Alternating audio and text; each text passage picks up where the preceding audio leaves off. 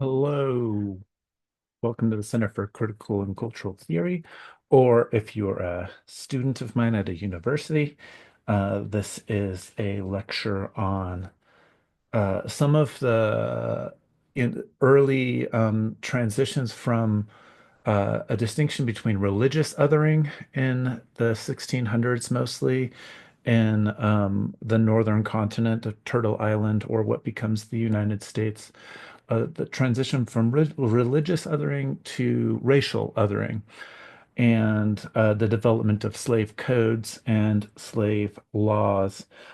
For those of you who have been reading the 1619 project, which some of my students have been assigned, in the early chapters, you'll notice that they draw attention to a 1662 law that makes the birth of African, well, at the time it would have been non-Christian or African, so not African American yet. That's a later designation. That basically says that for slaves, um, heredity will be passed through the mother, and particularly through African slaves or black slaves. And this is an interesting change, right? Because when we think about Euro-Christian culture, we think about it being patriarchal based, right? So the writers of the 1619 project are right to or correct to draw our attention to that shift, because what it does is it incentivizes rape, as they say, because a slave owner could impregnate a female slave, and then their own offspring could be held in perpetuity, right? So the offspring of female slaves would also then be enslaved as well. This is a shift away from earlier notions of slavery into what becomes chattel slavery. The idea that one is no longer a bondsperson, bondswoman, bondsman, who is like kind of similar to an indentured servant, and somebody who is enslaved perpetually. And that gendered relationship, which changes fundamentally how people, especially European Christians, thought about the transfer of inheritance. It happens at the same time that there's the emerging sort of skin color based racism that comes to take the place of Christian versus non-Christian early on, which is why, of course, in my earlier lectures and on the papal bulls of discovery, I've been advocating, along with my colleague Tink Tinker, of using the term Euro-Christian instead of white, all lowercase, one word, to talk about a social movement, not what one believes in and faith. That's a later notion of religion, but a more historically accurate way of talking about what was at stake for the emergence of so-called modern racism, epidermic racism, skin color racism, different ways that you might want to think about it. So let me share my screen and my PowerPoint here, and we'll maneuver through a number of things today and see how far we get. I'm not going to be able to get as much of Metacom's War or King Philip's War or Bacon's Rebellion into this lecture today, but I want to talk, they are really, really significant. So I just want to mention them from the outset. They're significant moments in the late 1600s or 1670s, especially, which uh, constitute evidence of a shift in thinking among Euro-Christian colonials um, towards this new modern notion of race. So my title of the talk here is From Religious Othering to Racial Othering, the Making of Modern Race. And of course, MSU Denver for this spring of 2025, or CCC Theory, which is my public engagement project. So here we go here. Uh, the term white. David Roediger tells us in his book, The Wages of Whiteness here. The term white arose as a designation for European explorers, traders, and settlers who came into contact with Africans and indigenous people of the Americas. As it such, it appeared even before permanent British settlement in North America. Its early usages in America served as much to distinguish European settlers from Native Americans as to distinguish Africans from Europeans. Thus, the prehistory of the white worker, which is Reudiger's concern throughout his book, begins with settlers' images of Native Americans. So you have to understand that whiteness is a concept that is emergent throughout the 1600s and a little bit earlier. We can trace things back to earlier moral notions between Christians. The idea of Christian morality during medieval and late and early modern periods. They aligned it with whiteness or lightness as opposed to darkness, which I feel like people still use that kind of metaphor, but it wasn't initially seen in terms of skin color, that there was something morally reprehensible about a person having dark skin from Africa. It's only later and throughout this period that we get this epidermic skin color based racism, and it has to do with issues of social control in the colonies. And eventually, that version of whiteness becomes law as well. So we want to be very clear from the beginning, if you're in my history courses, that whiteness is something that is not static and transcendent and stays the same over time. Like any kind of historical cognitive social imaginary frame, it changes and shifts over time. And that is like, takeaway number one from today is that I would like my students and people out in the public to know that despite the fact that in common day speech around race, we tend to essentialize it in terms of a static and transcendent idea. When we look back historically, first of all, we see that modern notions of race based on skin color are themselves historical ideas that emerge because of particular material socio-political circumstances at one particular time. So they don't last forever. So the people who want to say like, oh, it's always been this way or something like this, people have always, slavery's always been around, oppression, so that's just bad, like overgeneralized thinking. The specific ideas present in whiteness that get aligned with a kind of Anglo-Saxon Christian attitude, particularly a Protestant Christian attitude, are emergent and reflective of specific historical circumstances in the early modern period, and they continue in different threads, in different ways, and different inflections to affect people's thinking and laws and politics in the 21st century. 500-ish years, just about, I mean, 400 and some years later, to, depending on where you want to start in the colonies. If it's in the Spanish colonies, it's over 500 years, but the English colonies, the first are happening in the later 1500s, and the more permanent ones, the early 1600s. So let's maneuver on here, and think about like what, as I mentioned, that law with respect to African slave women, tracing the lineage through the mother instead of through the father, um, incentivizes the rape of women and also genders the African American slave or the African slave, to be more historically accurate to the time. It genders them different. So gender and modern notions of gender divisions are emergent and wrapped up in racial divisions of the same period.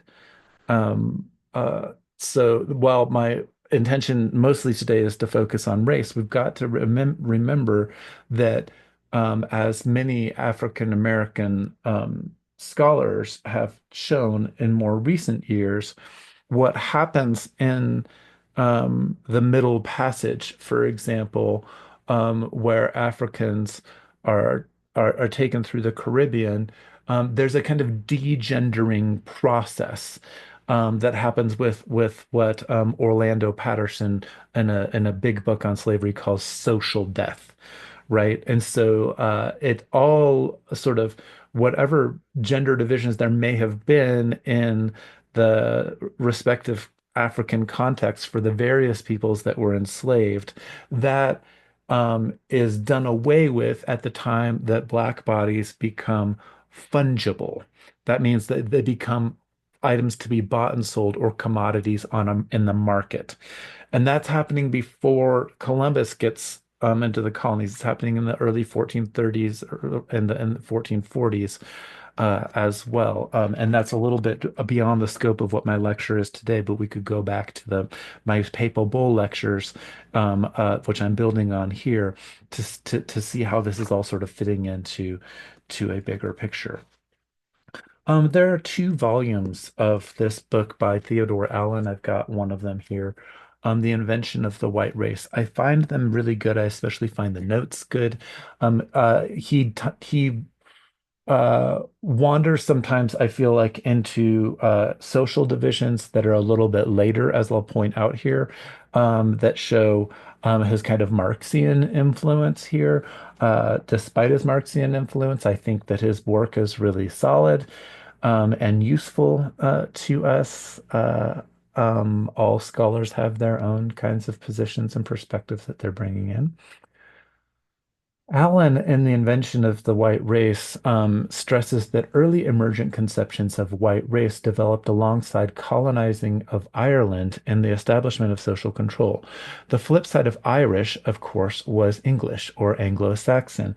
And although England had been colonizing Ireland since the 1100s, it's really after 1534 when England breaks away under Henry VIII from the Catholic Church that there's a primary distinction between English and Irish that becomes more overtly religious in terms of a Christian division between Protestant Christians and Catholics.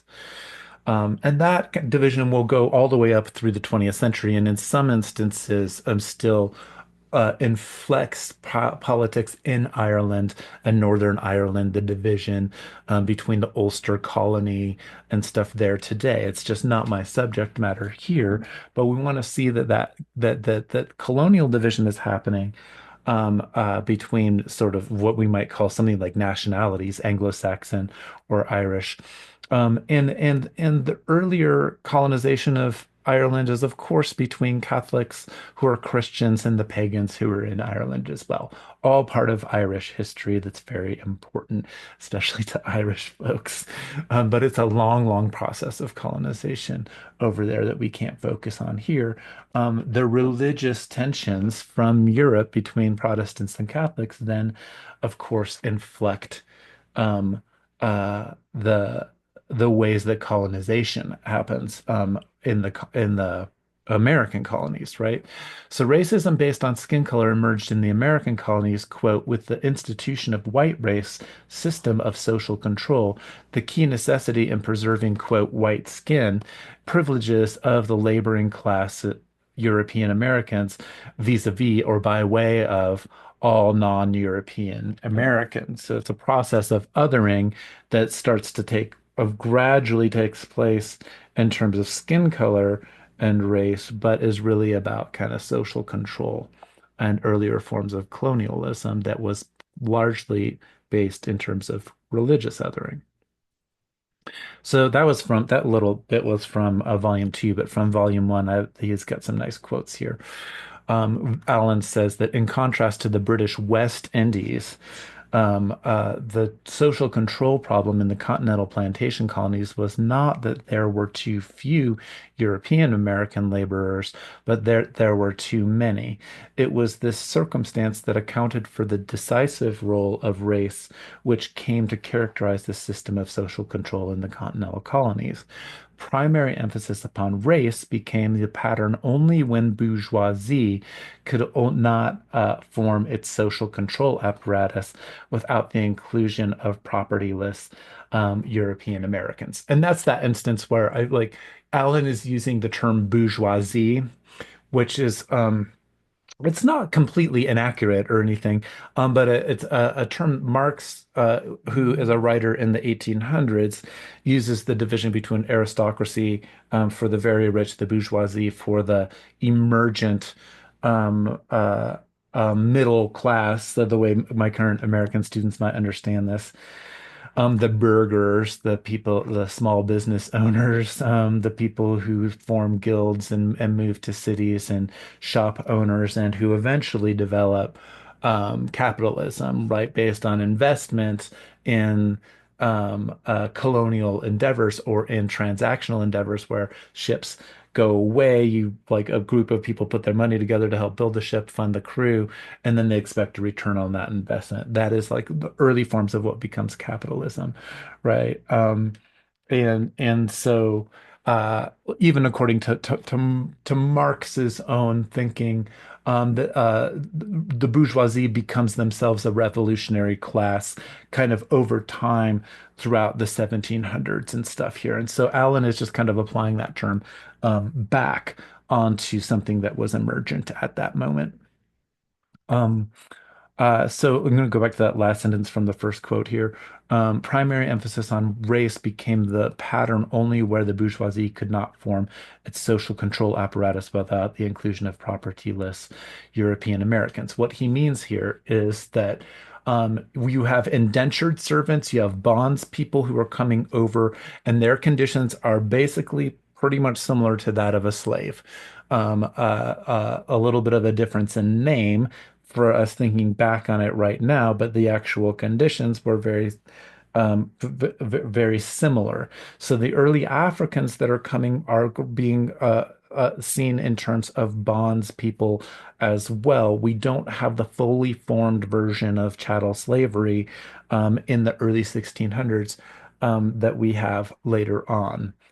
And what Alan is saying is that you get this kind of skin color based racism because you have an indentured servant, somebody who's bound to a time period. He says, I will basically become your servant over in the colonies for a certain period, and then after that I'll be a free person, and then I can get land.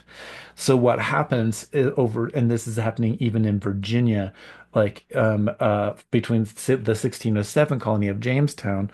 Um, and then the arrival in 1620 up north of what becomes the Massachusetts Bay colonies in Boston and Plymouth and all of that sort of stuff. They were originally headed, the so-called Pilgrims, right? They were originally headed for the Virginia colonies, but they land up by Cape Cod. And then they initiate a different sort of situation, similar, but it has an important differences. So the thing is, with respect to the economic situation in the 16 teens, is first of all, there's a big plague that comes through, and there are various plagues that come through that we don't always know exactly what it was, smallpox or it was something else, different versions of diseases that were called plagues.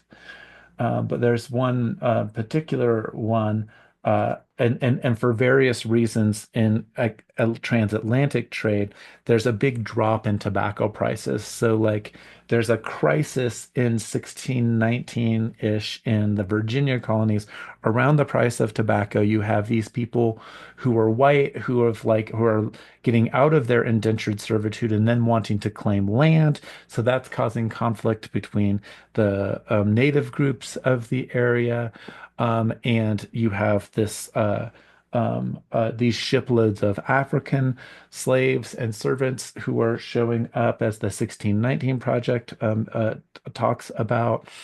And it becomes an incentive among the Virginian colonizers to try to rigidify a notion of slave status as opposed to indentured servitude status, because the more that people were leaving their bond service as white Europeans, then they were wanting to claim land and start their own farms and of tobacco farms, and then having their own workers.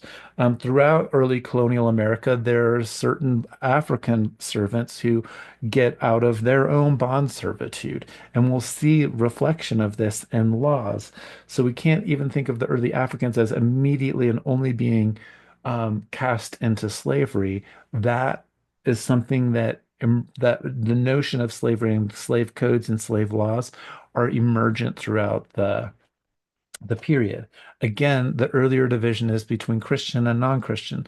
So Edward Morgan, who's a scholar who's writing in the early 70s noted that as Christian whites, even unpropertied European Americans, including bond laborers, were offered a number of benefits previously not denied them in order to alienate them from African American fellow bondsmen and bondswomen. So the African folks, whether slaves outright or servants, were not Christians, right? And so by aligning oneself, even if you're a poor, quote, white person or you're a Christian, of aligning your identity with other Christians in terms of your Christianity, it gave you a kind of like a little bit higher status than the non-Christian Africans. Uh, in colonial Virginia law, we see that while there are earlier instances in emergent colonial laws, a typical example of the emergent color consciousness language can be seen in the following passage, which lumps all, quote, Indians into one category. I mean, really, you're interacting, colonial subject is interacting with lots of different native nations, whether it's like Narragansett or Pequot or Wampanoag, um, uh, uh, up in, I'm thinking kind of that's like kind of Massachusetts Bay Area, types of groups. And so Powhatan in Virginia, for example, there are lots of different gift-based relationships that the colonial subjects will be in relation to in relation to different native nations, right? So the collapsing of all of those different native nations under this one category of Indian, right, which is comes from Columbus, right? And Columbus is misrecognition of where he's at on the globe, right? He thinks he's near India, and that's where we get that term from. So it's a made up colonizing term to begin with, but we start seeing that as a racialized term because it lumps all of these different nations together. So the terms Englishman and white are used interchangeably during the period, mostly by the editor of the Virginia law, William Waller Hennig. And my lowercase stuff, this is coming from my book with Tink Tinker, and so like it's coming from my notes, and so you might see that my use of capitalization is different, and we've talked about that in our book. Um, uh, so William Waller Henning, compiling the documents in the early 1700s, notes this can, the interchangeability of white and English. In Act 8 of King Charles II's statutes from October 1665, we see a broadening of legal application to all Indians, right? So all of the Indians, all of the different nations, different tribes, if you will, get updated into just policies from the Europeans against all of them at once. And also updating various statutes against groups of Northern Indians. This is from the actual law. And notice how the capitalization is all over the place in the 1600s documents as well. This Grand Assembly have thought fit to enact and be it enacted that the said law be made a general law against all Indians whatsoever, and where any murders be committed upon the English. So it's English versus all of the Indians, right? The next town is to use all their care and diligence in finding the doers and actors of the said murders.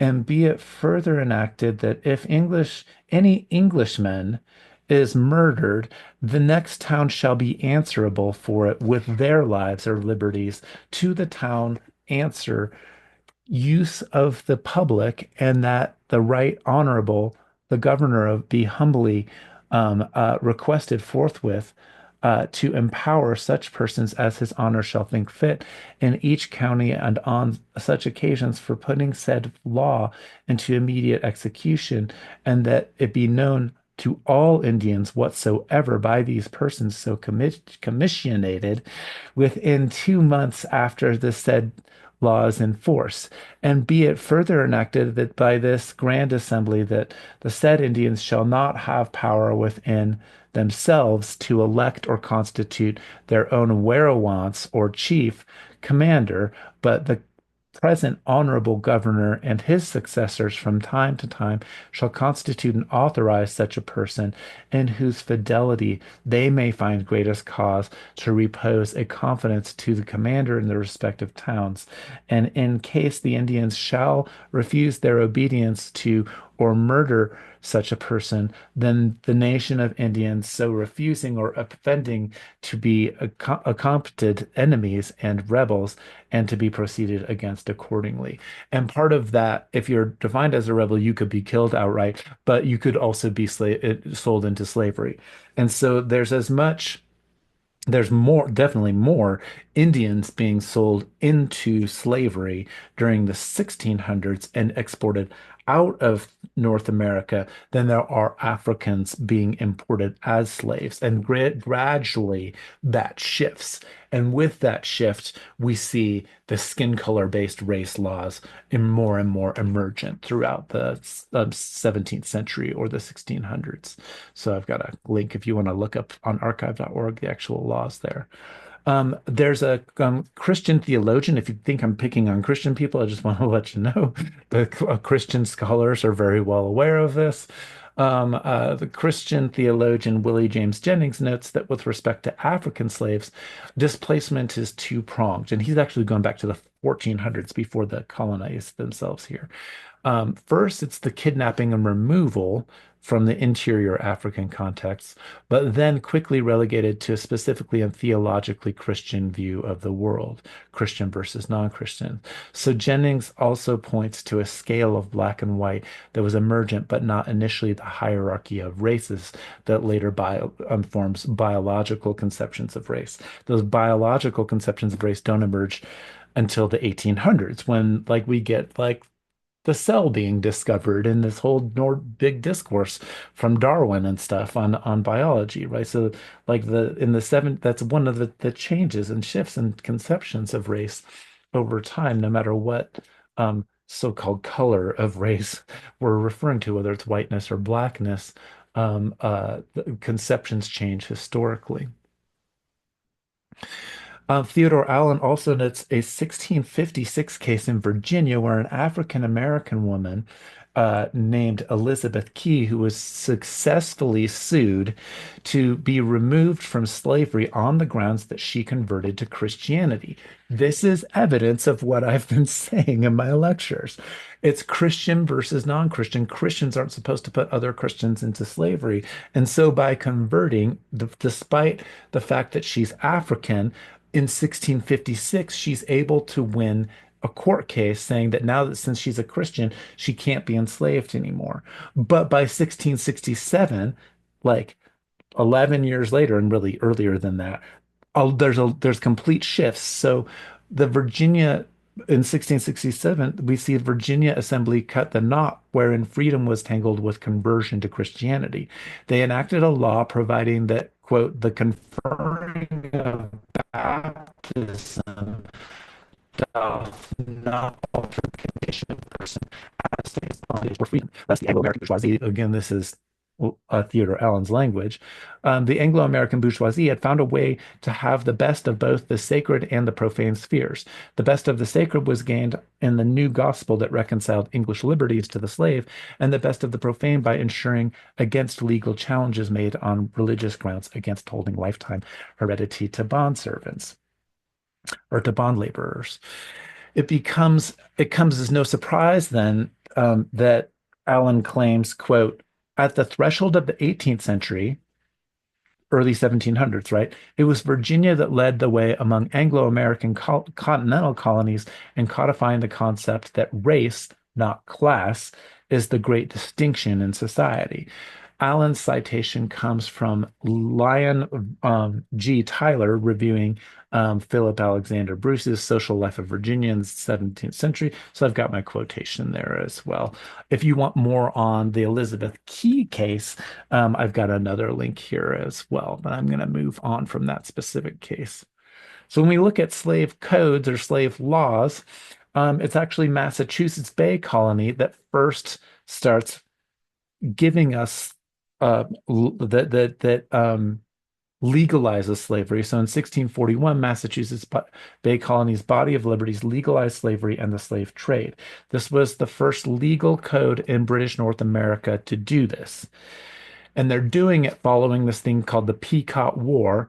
Um, and they're enslaving Native Americans who they've seen as part of an insurrection against them, and they're using the new laws as justification to enslave and then to make money off of the deportation of Native Americans, right? Other England colonies followed later on, but it's after 1660, which is the restoration of the monarchy in England. I'll say more about that in a few minutes. But so what makes Massachusetts Bay Colony very interesting, not only because it's the first, but because it is founded by those Puritan folks, right, who are religious radicals. But in early 1640s, we see over in England, there's the emergence of the Civil War, where the Puritans oust the monarchy for a while, execute the king, and then there's a restoration of the monarchy later on. So it's interesting that that extreme version of Protestant Christianity is where we see the first legalization of slavery. Um, in New England, other colonies by 1670, the other New England colonies had adopted the model of hereditary and permanent enslavement of Black people. Remember that law that's cited in the 1619 project, right? That says that the children will be of slave women, their heredity will be defined through the mother and not the father. And that encourages the growth of a slave class of people that will always be in slavery from birth until death, as well as incentivizing the rape of slave women. Uh, some other actions that follow from this. Slave codes restrict the social, economic, and political autonomy, obviously, of enslaved peoples. Slave codes made it illegal to teach enslaved people how to read, especially the Bible, especially that conversion thing. They don't want slaves to be reading the Bible, but uh, as we can see from the new laws that have been passed in the 1660s, even if people have converted, whether or not they can read, if slaves have converted to Christianity, that conversion to Christianity will no longer be a get out of slavery pass for them.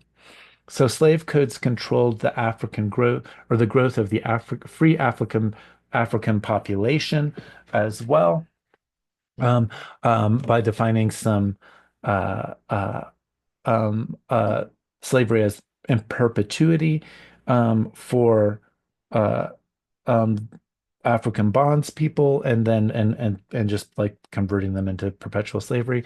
And also, we will see marriage laws and miscegenation laws against a marriage of people between these new quote races as they're being racial formations that are happening.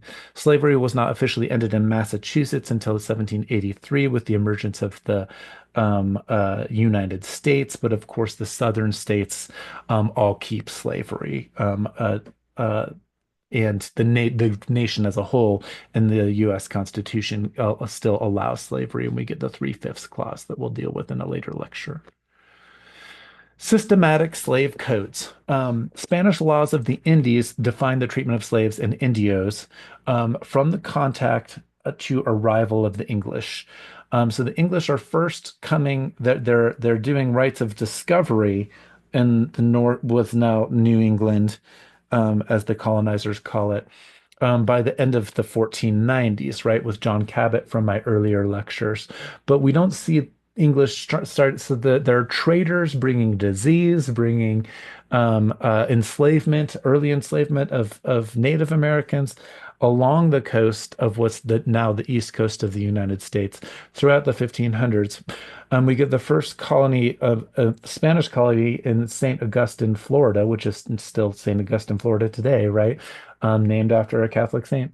Uh, So again, that kind of Christian dominance, right? Euro-Christian dominance showing up there. We don't get attempts at English colonies until the 1580s. We get some failed attempts. Then we get a 1607, we get Jamestown, and then in 1620 we get the Plymouth colonies. So when we look back, just notice that it's really after the 1680s. And what we have is, first of all, in 1660, the restoration of the monarchy in England. We get, and then we get Charles II um, trying to reinstate Spanish laws of the Indies because he wants to shift England back to Catholicism. So there's been this tension from the 1530s in England until the 1680s, where England has mostly like the formation of the Anglican Church under King Henry VIII. And then one of his daughters shifts back to Catholicism. Then Queen Elizabeth comes in and she's Protestant and she reigns until the early 1600s. And then King James comes in and there's a worry that he's going to shift it back to Catholicism, but he's a Protestant and he forms the committee that makes this King James Bible in 1611. And then James II comes in, then Charles I. Charles I gets decapitated. Charles II comes back into power, and then we get a shift. It really shouldn't say Catholic there, we get a shift with James II, or we get with one of Charles's. Uh, I'm getting my names confused here. Um, uh, children, the attempt to move them back to England in the 1680s. So is out and then the ousting of the king in the 1688 Glorious Revolution, which brings William and Mary Protestants into the English throne. So that's a kind of sorry, this is like for the name confusion a little bit there, but partly it's just like people are naming their children after their own names. But that's the backdrop of this religious conflicts that are going on alongside with conflicts over royal succession over in England and partly in Europe as well, because they're intermarrying with European monarchs as well. But it's that tension between Catholicism and Christianity. Going back to the colonies here in 1661, these are English colonies, right? So, and it's right after the restoration of the monarchy of Charles II here. Um, so it's really Charles II is also Protestant, but then it's his son that turns it back to Catholic. So please ignore this um, uh, kind of mi mistake here in my slides. Uh, Barbados develops slave codes, and the first slave codes in 1661. In 1664, Jamaica adopts and modifies the Barbados codes and then adds to them significantly in 1684. In 1685, we get the French developing their own slave codes called the Code Noir or the Black Code. And they are Catholic country, and so their codes are specifically anti-Protestant. So you see that tension among different Christianities um, uh, alongside the emergence of the slave codes. Then in 1691, South Carolina, new colony. Why is it called Carolina? Because of after Charles, right? Like North Carolina and South Carolina are Caroline is another name for the Charles, right? When King George comes in, we get Georgia, because these are all colonies being named after the British royalty. Virginia is named after Queen Elizabeth, who's the Virgin Queen. Jamestown in Virginia is being named after King James, right? So it's all English monarchs here. In 1702, we get the shift over from the Dutch New Amsterdam to New York, which is named after England as well. We get slave codes there. And then in 1755, Georgia, named after King George, like I said, adopts South Carolina's codes. South Carolina's codes go on to inform most of the colonies, and the codes are generally adopted by new states' constitutions after the American Revolution. Um, one early rebellions. This kind of backs up what Theodore Allen was saying about that. Really, it's about social control. We get more of that color-based or skin color-based division because the people who are in power want to separate the white lower class people from the African slaves.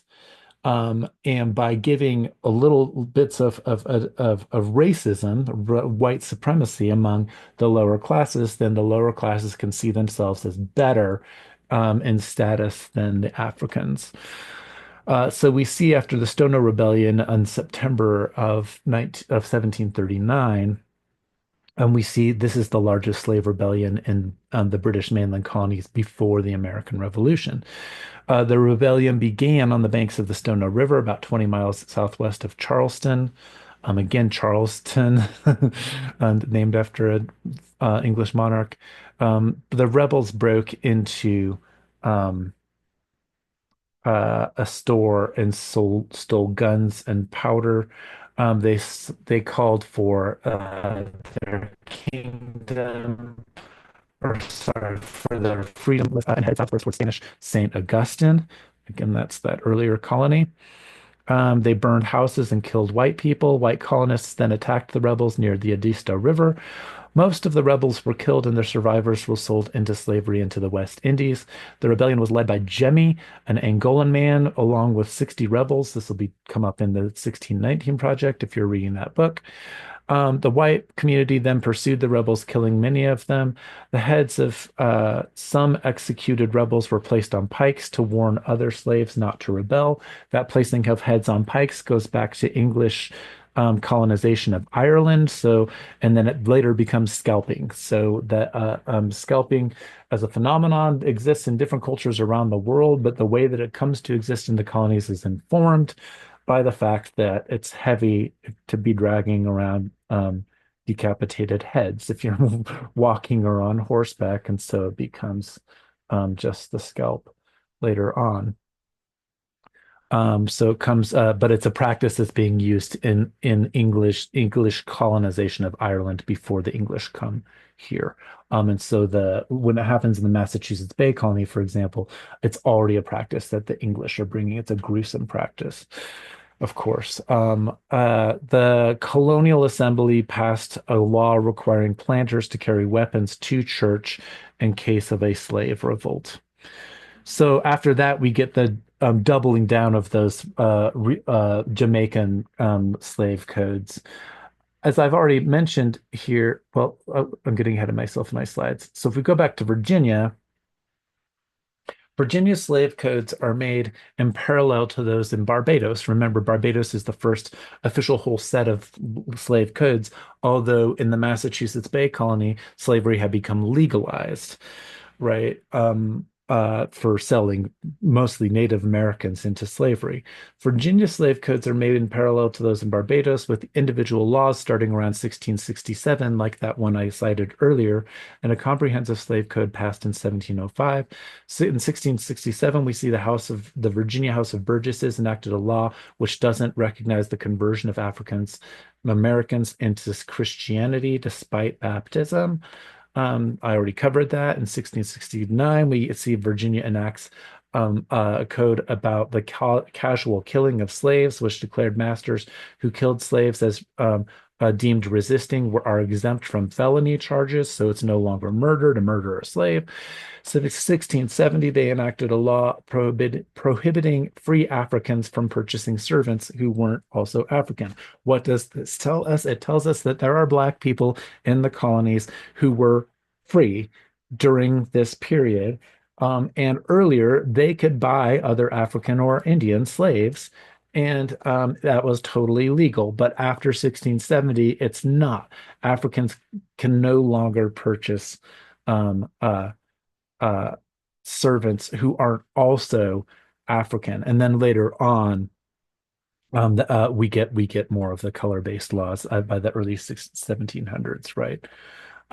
So the laws, the emergence of the laws, to put that in a different way, the emergence of the laws reveals that there are practices that people were engaging in that caused the laws to be enacted. And it also shows that there are free Africans at the time, right? Which a lot of times my current day American students just think that it's like 1619 and it's just African slaves being brought here and that there's no such thing as free Africans. No, we have to see and acknowledge that there are free Africans, even Africans who are owning other African slaves, as well as Indian slaves. So the Indians are being separated out here, right? So Africans can't.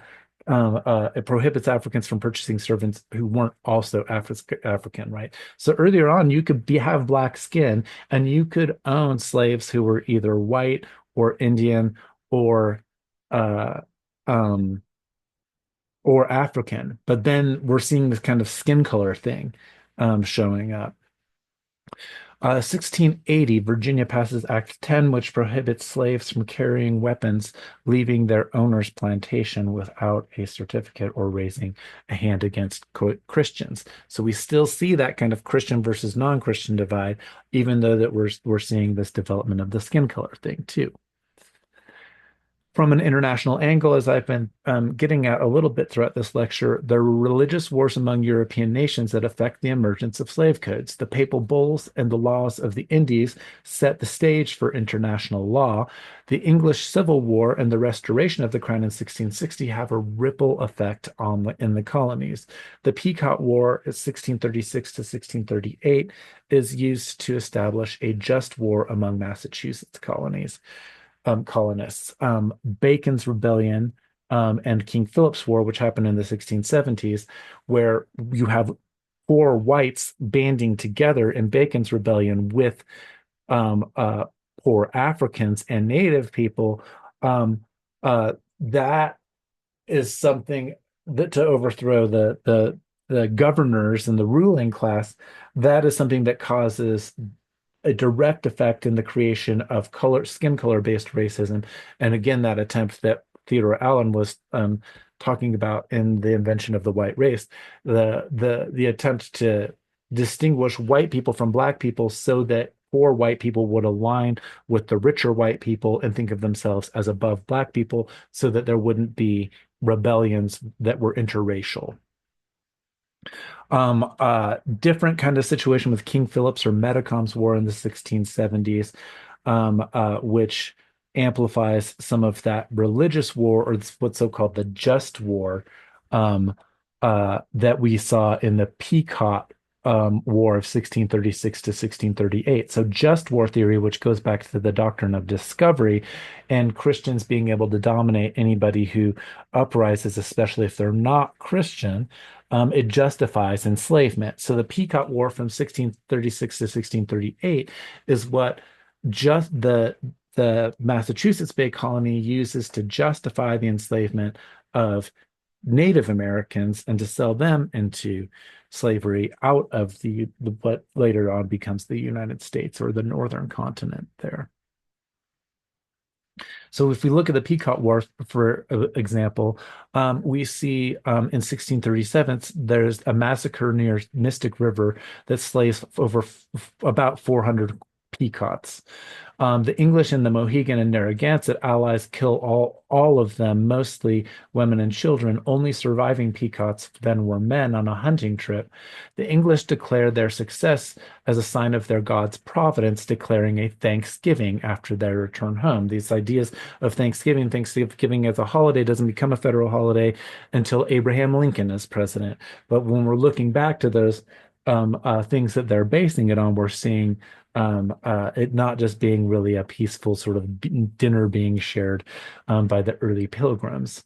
A Thanksgiving is a religious kind of ritual that's celebrated in different types of instances, and including this one, which is after a massacre. 1638, we see the Treaty of Hartford declares wrongly that the Pequots are extinct. We see later Pequots in the 1700s, some famous ones. But so that and this is something that gets repeated oftentimes with respect to Native Americans is that English or non-Euro Christians will want to declare that a nation of Native folks um are extinct because then they no longer have to deal with them at all. Roger Williams, who's an early English colonizer and a religious figure, said that he secured Sachem's consent to build at Providence near not by monies or payment. Monies could not do it alone because you're in a gift exchange relationship with native peoples.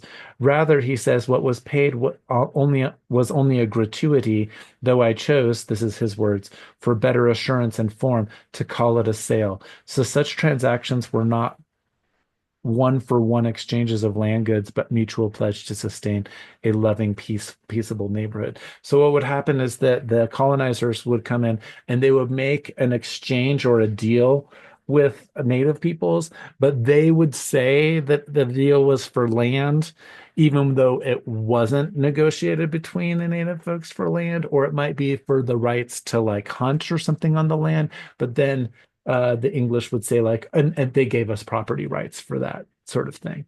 So when English gave or traded arms to Indians, they were fined under Plymouth law.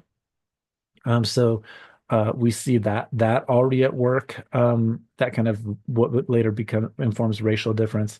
In 1663 we see the Wampanoag Bible, the Bible being translated at first into Wampanoag language. Just an interesting thing there. Caleb Chisheteamuk, who's the son of a sachem, who's a local leader. Nob Nonket is the first native graduate of Harvard in 1665. Harvard is very much set up as a college that's supposed to bring the gospel to native peoples, and they seek investors from England in it. Also Dartmouth later on. In 1674, we see about a third of Christian Wampanoags could read and write in their own language. Converting to natives to make praying towns was a way to get land from sachems. So the English were using conversion of natives into Christians to then cause a divide between natives who were Christians and then non-natives, and then using the conversion as a way to say that now the land belonged to the Christian colonies. So Sachems grew wise to it, and not a single one would allow a Christian mission, being put into their territories. Usemakin, who's a sachem, a famous sachem during the period, warns the English not to evangelize his own people. He's Metacom, or King Philip's father. When he dies, in the early 1660s, then we get this move of Christians coming in, and Metacom's uprising stems from the Christians coming in and neglecting the boundaries that were set in place by Metacom's father. So it's about Christian conversion at that particular point. Also, we see informing the Pequot War from 1636 to 38, smallpox plague devastates the natives in the 1630s, and so the English get a little bit. They're like, we can fight them now, right? Even as the English population is surging, the English colony is kind of working out, and we get all these English Puritans who are saying we want to leave the Anglican Church of under that had been established by James and Elizabeth and the earlier monarchs. And so we get this flood of English people over the colonies that seems to be their quote New Jerusalem, as they want to put it. Amid the rising tensions back in England that will produce the English Civil War in the 1640s and 50s, where the Puritans take over the government and oust the king, kill King Charles I. And then we get the restoration again of Charles II in the 1660s. Here's a quote from a book called by an author named Silverman called "This Land is Their Land," right? Quote: "The direct cause of the war in Massachusetts was Massachusetts' insistence that the Pequots extradite tribal members accused of murdering a troublemaking English merchant, John Stone, and his crew. Pequot sachems offered compensation for the dead in the forms of gifts and land furs, but they would not meet the English demand and probably could not without risking their own lives. So the English in 16 1636 send a punitive expedition against the Pequots and the Manises in 1636. The Pequots then respond by killing nine residents of Wethersfield, Connecticut, in April of 1637, and capture two girls. And then the response to that is the massacre of more than 400 Native people at Fort Mystic, as I mentioned earlier on. Then the establishment, the legalization of slavery, and then we get all sorts of really weird laws. Like if you could be sold into slavery if you talked back in church, for example, you and you're a native person, you could be sold into slavery for that sort of thing. Uh, some useful books here I've got here. If you're really interested, we've got Margaret Ellen Newell's book, Brethren by Nature, and I'm going to put a podcast, if you're in a class of mine, into the modules for you to listen to, where she's talking about early slavery with Native American slavery. On the gift economy, a really good book there is Barbara Alice Mann's The Tainted Gift, the Disease Method for Frontier Expansion. So we get a little bit of that talk about how disease works and infestation, smallpox infestation of blankets that we'll talk about more in other lectures. And then my colleague Tink Tinker, he goes by Tink Tinker these days, not George E. Tinker, but same person. He's a Washaje or Osage Nation person. His book uh, on early Christian missionary work and genocide of Native peoples, um, uh, uh, missionary conquest, still one of my favorite books on the period there. We turn back to Massachusetts Body of Liberties in 1641. I've just got some things that we might want to think about with respect to earlier lectures of mine. So it's important to note that how New England Governor Winthrop was already selling Indians into slaves into the Atlantic by 1637 and probably before then as well. He's not the first person to start it. There are English trades people going up and down the coast in the 16 or sorry in throughout the 1500s, capturing people, selling them into slavery. The situation fell under of the Pequot War that fell under the category of just war as justified by and the inclusion of the doctrine of discovery and domination, which was included, as I said in an earlier lecture, by the New England Charter. So, in language that eerily resonates with the 1215 Fourth Lateran Council's attempt to control various peoples, the Massachusetts Bodies of Liberty states this. If any people, other nations professing the true Christian religion shall flee from us, or flee to us from the tyranny of oppression of their persecutors, or from famine, wars, or the like necessary compulsory cause, they shall be entertained and secured among us according to that power and prudence that God shall give us. So it's again, it's if you become a Christian, you can maybe become part of us. But it's Christian versus not Christian. There shall never be any bond, slavery, or villanage or captivity among us, unless it be lawful captives taken in just wars and such strangers as willingly belie themselves or are sold to us, then willingly go into slavery for some sort of reason, to pay off a debt of relatives or something. And these shall be have all the liberties and Christian uses of the law of God established in Israel concerning such persons doeth morally require. This exempts none from servitude who shall be judged by the authority. So even though you can convert to Christianity, it doesn't necessarily mean that you're not going to be placed into servitude. Maintaining freedom of movement depending on professing of Christian faith, this is perhaps fittingly followed by two statutes of the treatment of brutes. Then in 19 in statute number 94, quote, if any man after legal conviction shall have worship of any other God but the Lord God, he shall be put to death. Two, if any man or woman be a witch, that he consulteth with a familiar spirit, they shall be put to death. 3, if any person shall blaspheme the name of God, the Father, or Son, or Holy Ghost with direct, express, presumptuous, or high-handed blasphemy, or shall curse God in a like manner, shall be put to death. Be pretty harsh laws here. Again, from the 1641 Body of Liberties, after a number of statutes confirming the freedom of Christian churches and the right of unaffiliated newcomers to join one so long as it follows Christ. So the foundation of religious liberty in the land is only for Christians and other denominations of Christianity. Right. One, all people of God within this jurisdiction who are not in a church way and be of orthodox in judgment and not scandalous in life, so this is really meaning Protestant churches mostly, shall have full liberty to gather themselves into a church estate, provided they do it in a Christian way with due observation of the rules that Christ revealed in his word.